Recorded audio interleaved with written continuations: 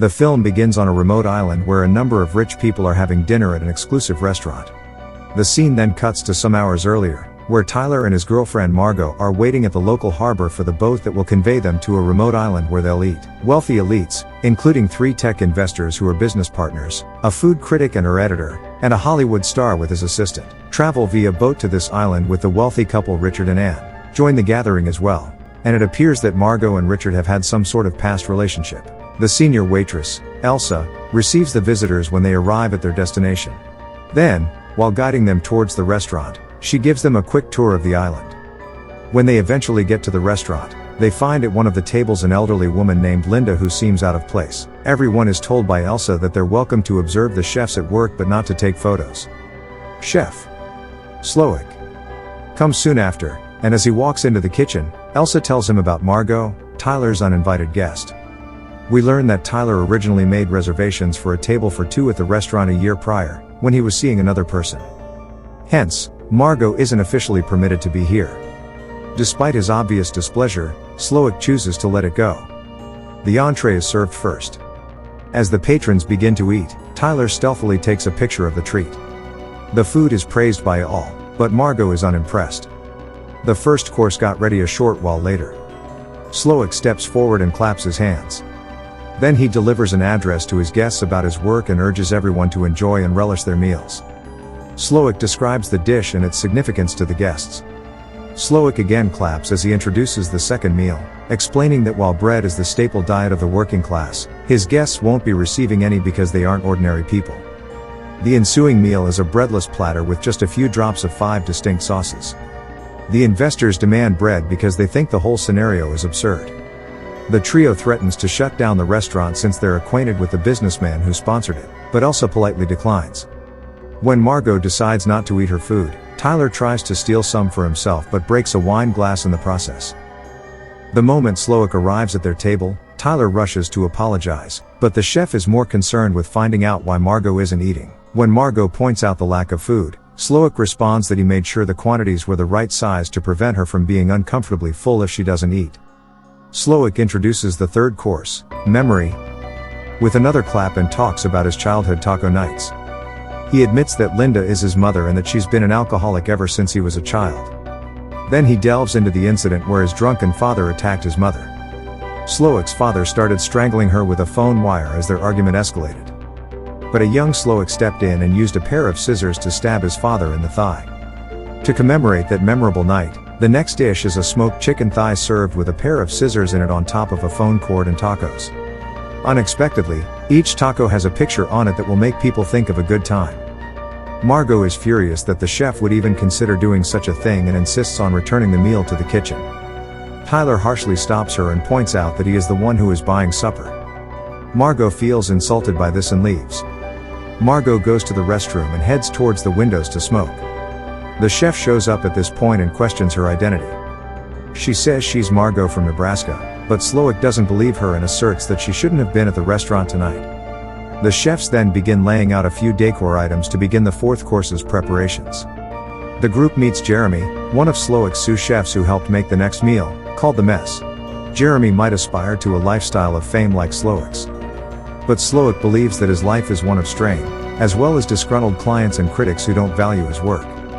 After asking Jeremy whether he desires that lifestyle, Slowick gives him a kiss on each cheek and moves back just before Jeremy pulls out a revolver. Jeremy then abruptly ends his life in front of everyone.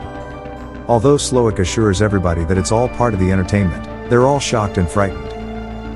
After some moments, they go back to their tables, but Richard has had enough and refuses to stay.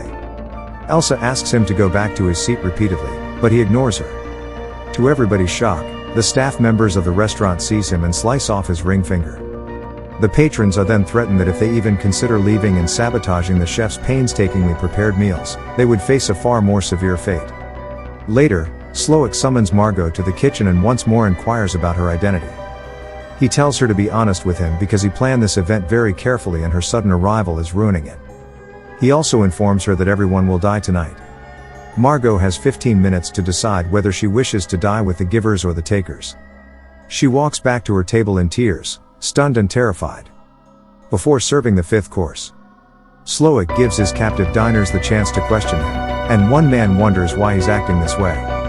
He answered that every individual here today is to some degree to blame for his loss of passion for his trade. The food critic was invited to the dinner because her bad reviews have caused many businesses to close, and her editor is to blame for letting her get away with it. After 15 minutes, Margot is instructed to visit Slowick. Margot concedes to Slowick that she has no business being here, and Slowick says he's curious as to why Margot kept gazing at Richard, forcing her to admit that she's an escort and that Richard is an old client. Slowick requests Erin's assistance in preparing the dessert, which is the final meal. She hesitantly agrees to his request to retrieve a barrel from the smokehouse.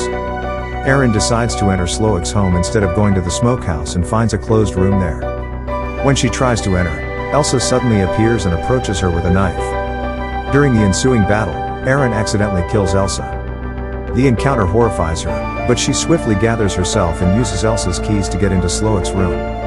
She discovers a plain room there that has Slowick's recollections of happier times when he was young and more content. Margot tries to utilize the radio in the room to make an emergency call to the Coast Guard. She then brings the barrel back into the restaurant.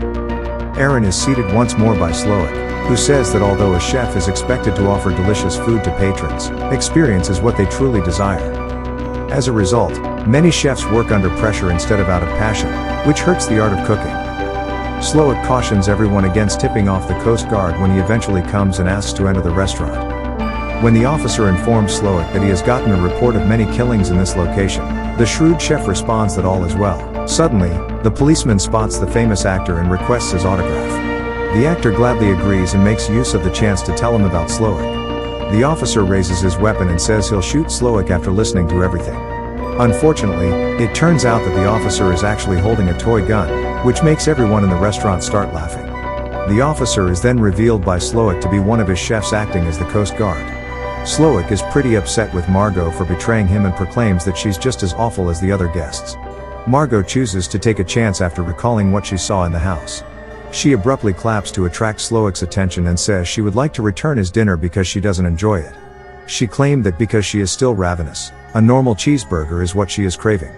Slowick grinned for the first time and agreed to make a classic cheeseburger with fries. While doing so, he is brought back to a happier time in his life when he was a lot more lighthearted. The burger is eventually ready, and Erin is given a serving. She unexpectedly raves about his cuisine and says she likes it. Then Erin informs him that he has given her more food than she is able to eat and requests to take the remaining burger to go. After giving it some thought, Slowick agrees. After tipping Slowick, Erin leaves feeling inwardly relieved. After Erin leaves, Slowick thanks everyone for coming to dinner and gives a speech. Finally, he sets everybody, himself included, on fire.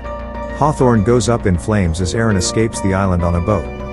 What do you think Erin could have done differently? Let us know in the comments section below. Until next time, make sure to subscribe and turn on the notification bell for more videos like this. Thanks for watching.